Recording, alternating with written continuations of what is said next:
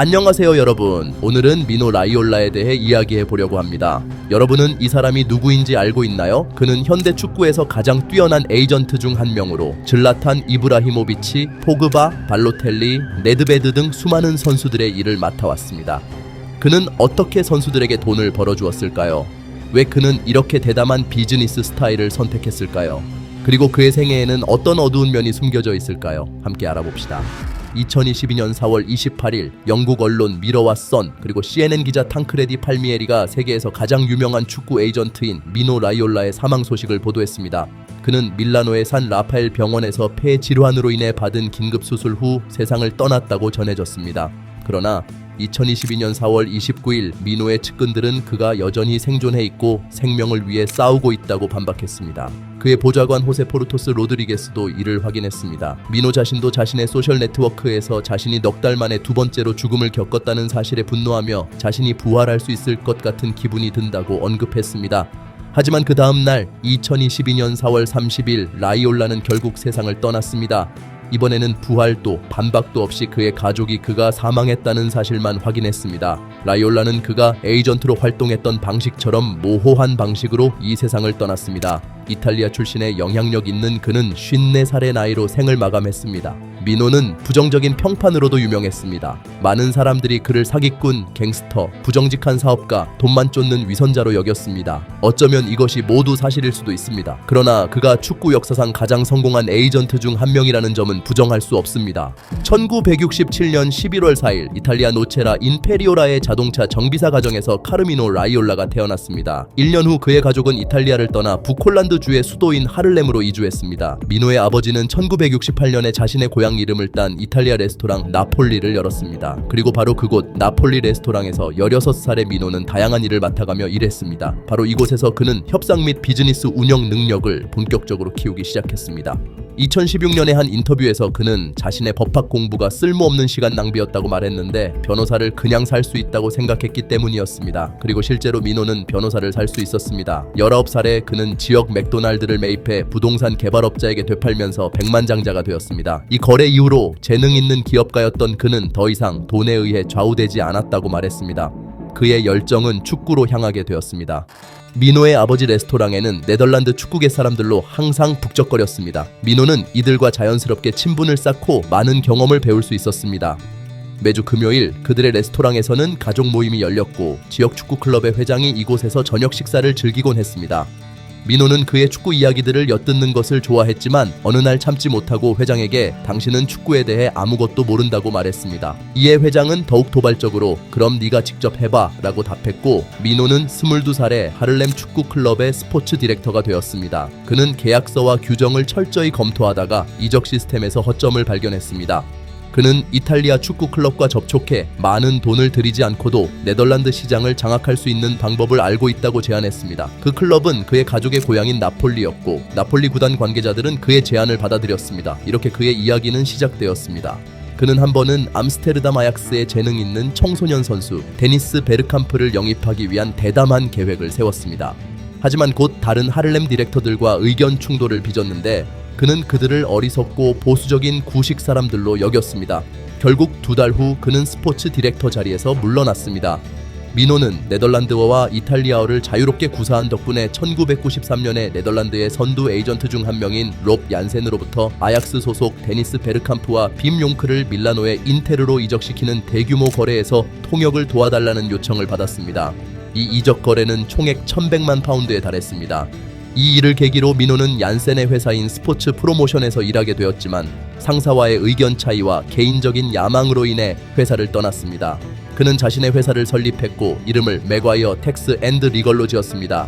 이 이름은 톰 크루즈 주연의 영화 제리 맥과이어를 보던 중 떠올린 것이었는데 영화 속 주인공이 미노처럼 독립적인 길을 걷는 스포츠 에이전트로 등장했기 때문입니다.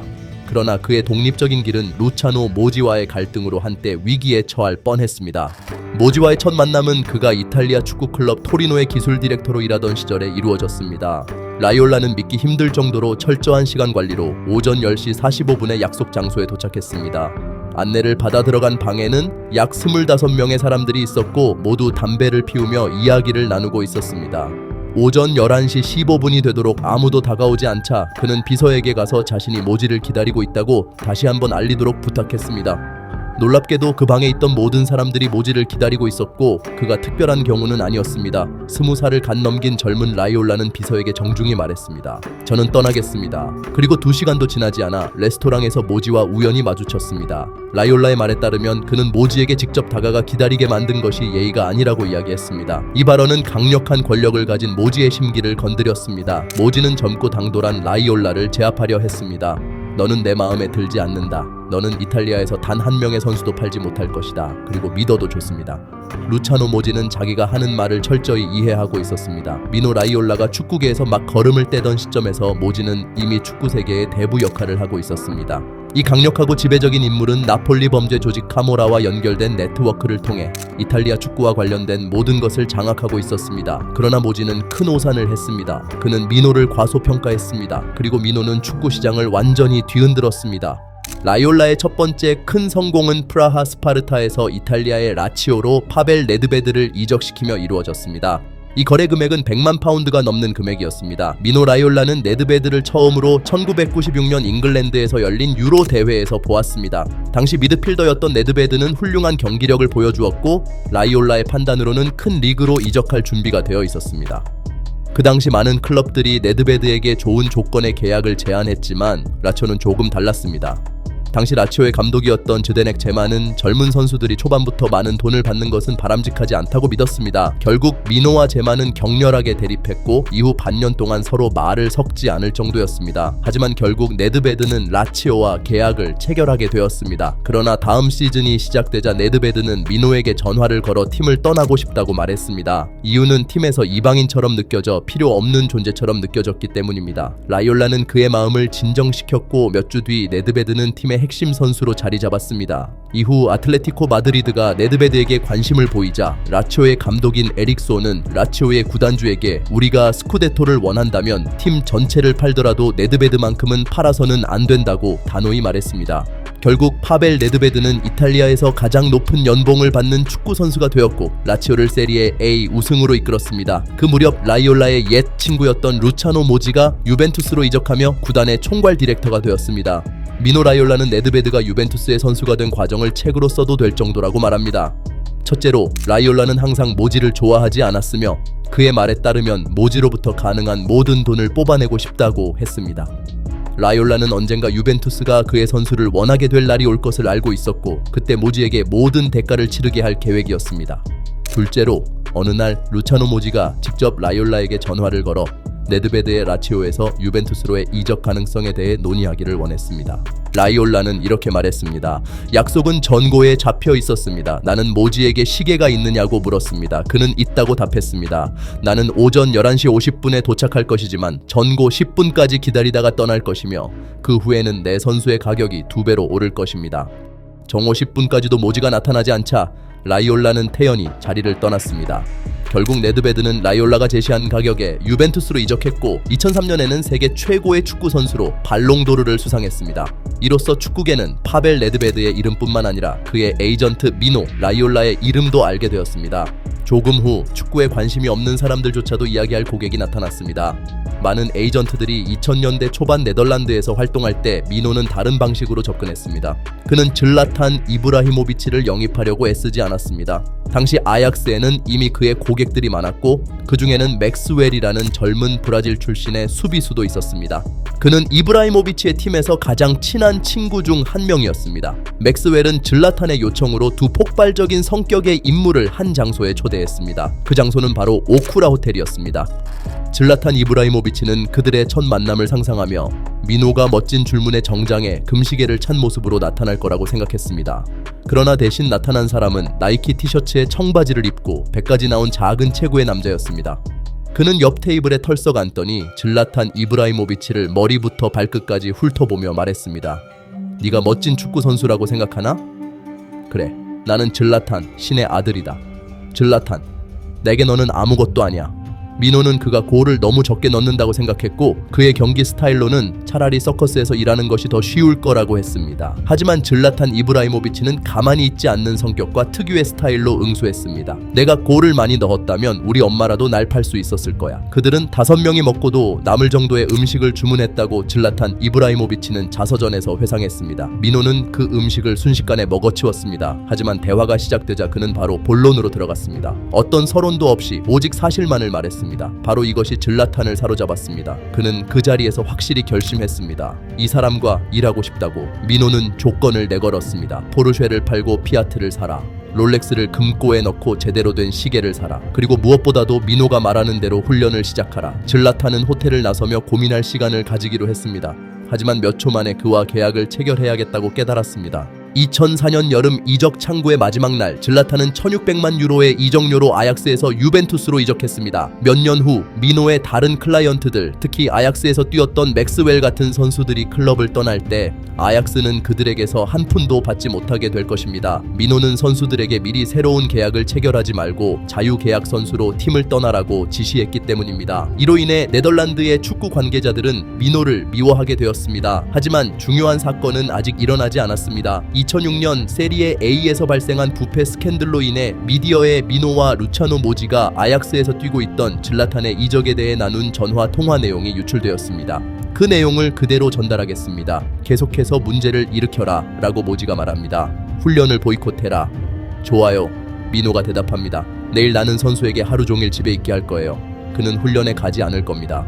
그 후 미노는 아약스의 이사들에게 전고의 만남을 잡아두었지만 그는 2시에야 비로소 나타났습니다. 후에 넷플릭스의 다큐멘터리에서 이탈리아 축구의 주요 범죄자 루차노 모지는 미노 라이올라의 경력 형성과 유벤투스와의 관계에 대해 자세히 설명했습니다. 그는 프로로서 라이올라는 모지 덕분에 태어났다고 말하며 바로 모지가 라이올라에게 필요한 교활함을 발견했다고 주장했습니다. 모지에 따르면 그들은 함께 2005-2006년 시즌 유벤투스를 만들어냈고 그 팀은 결코 패배하지 않았습니다. 2011년 모지는 부패 및 심판 압박 사건으로 유죄 판결을 받았고 5년 4개월의 징역형을 선고받았으나 결국 그 형량은 2년으로 줄어들었습니다. 그때 미노는 강력하고 위대한 루차노 모지를 완전히 처리했습니다. 어느 순간 미노 라이올라는 당시 18살이었던 폴 포그바의 이적을 담당하게 되었습니다. 프랑스 선수와 그의 가족에게 신뢰를 쌓는 것은 그리 어려운 일이 아니었고 결국 이로 인해 포그바는 유벤투스로 이적하게 되었습니다. 미노는 알렉스 퍼거슨을 위대한 감독으로 존경했지만 그의 충성심과 복종을 중시하는 견해는 따르지 않았습니다. 그러나 라이올라의 의견에 따르면 위대한 사람들도 잘못할 수 있습니다. 퍼거슨 경은 세계에서 자신이 싫어하는 몇몇 에이전트가 있다고 고백했으며 그중 한 명이 바로 미노 라이올라였습니다. 그의 잘못으로 맨체스터 유나이티드는 포그바의 슈퍼 이적 사건에서 2번 패배했습니다. 처음에 구단은 프랑스를 잘못 관리하여 포그바를 500만 파운드의 유벤투스로 보내게 했고 그 후 포그바가 세계 최고의 젊은 미드필더 중 한 명이 되자 영국인들은 그를 되돌리기 위해 1억 파운드를 더 지불했습니다. 첫 번째 이적의 주도자는 물론 라이올라였습니다. 그는 포그바를 고향 클럽과 대립하게 만들고 유벤투스와 계약을 맺었습니다. 사실상 그는 포그바 집으로 돌아간다라는 이름의 드라마의 감독이 되었습니다. 미노의 서비스 비용은 3천만 유로였죠. 그리고 2022년 포그바는 다시 유벤투스로 돌아가게 되는데 그가 미국에서 열린 프리시즌 투어 중 반월상 연골 부상을 당하게 됩니다. 결국 그 부상은 예상보다 심각하게 되어 포그바는 2022년 카타르 월드컵을 놓치게 되었습니다. 그리고 2024년 포그바는 도핑 사용으로 인해 4년간의 징계를 받게 됩니다. 미노 라이올라는 거짓말을 한다. 그는 비밀리에 행동하고 자신의 적들과 싸우기 위해 기자들을 이용한다. 그는 스스로를 광고한다. 뻔뻔한 작업 방식과 클럽에서 가장 부유한 계약을 만들어내는 능력 덕분에 그는 권위를 얻었다. 그는 이적 시장의 주인이라고 불릴 자격을 얻기 위해 끊임없이 싸우며 이를 위해 어떤 방법이든 사용한다. 그는 자신의 모든 고객을 단단히 붙잡고 수수료에서 한 푼이라도 더 챙기기 위해 싸운다. 왜냐하면 거래가 클수록 라이올라가 얻는 돈도 많아지기 때문이다. 이는 그에 대해 말한 상위 클럽 감독들의 의견으로 그들은 그를 진심으로 좋아하지 않았습니다. 반면 그의 고객들은 다르게 생각했습니다. 최고의 위치에 있는 선수를 거액으로 이적시키는 것이 형태를 잃어버린 선수를 재정비시키는 것보다 훨씬 더 쉽습니다. 호비뉴의 밀란 이적 이야기는 라이올라의 능력을 보여주는 사례입니다. 2010년에 이탈리아 팀들이 브라질의 공격수 호비뉴를 이적시키기 위해 약 1,500만 유로를 지불했을 때 그들은 이를 선물이라고 불렀던 것을 기억하시죠? 그 당시 호비뉴는 맨체스터 시티의 주전에서 제외된 상태였습니다. 그의 프로로서의 적합성에 대한 의문이 컸습니다. 결국 그는 경기를 거의 뛰지 않았고 득점도 매우 적었으며 2013년에는 여러분도 아시다시피 사건에 연루되어 9연형을 선고받았습니다. 라이올라의 또 다른 사랑받는 선수는 마리오 발로텔리입니다. 재능은 있지만 전혀 예측할 수 없는 이탈리아 선수로 4개의 톱 클럽에서 뛰었고 그중 2클럽은 서로 치열한 라이벌인 인터와 밀란이었습니다.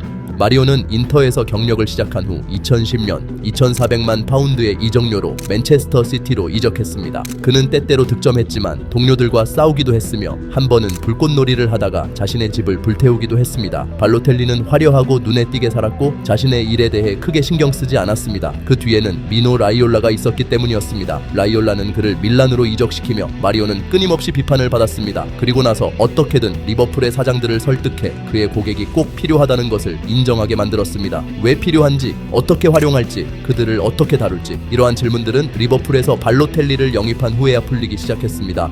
마지막으로 라이올라와 관련된 논란은 잔루이지 돈나룸마와 관련이 있습니다.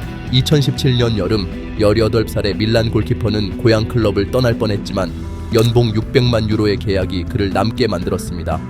계약 조건은 라이올라가 구성했지만 서명은 그가 없는 상태에서 이루어졌습니다. 결국 서류에는 바이아웃 금액이 포함되지 않아 다나룸마의 잠재적인 구매자들과의 협상에 어려움이 생겼습니다.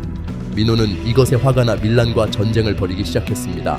하지만 그의 말에 따르면 이 전투는 밀란의 스포츠 디렉터인 마시밀리아노 미라벨리가 시작한 것이라고 합니다. 펩 과르디올라는 라이올라가 오크루에서 저녁을 함께 먹으러 가지 않을 또 다른 사람입니다. 미노는 과르디올라를 훌륭한 감독으로 평가했지만 완전히 나쁜 놈이라고 생각했습니다. 바로 그가 질라탄 이브라히모비치를 바르셀로나로 영입했으나 이후 그를 쓰레기처럼 대했기 때문입니다.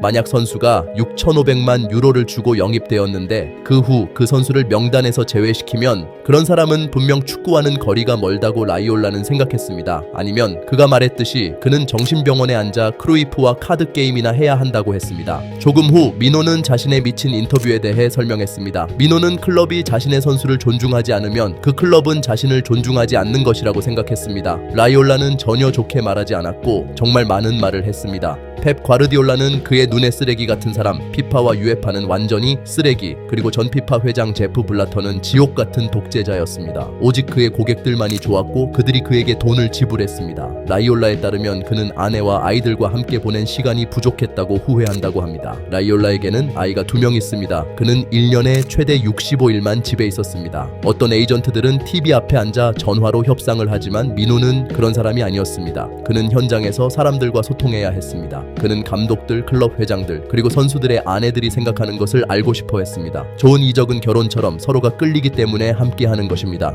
그는 사람들을 서로 사랑하게 만들고 그들을 연결시키는 일을 했습니다.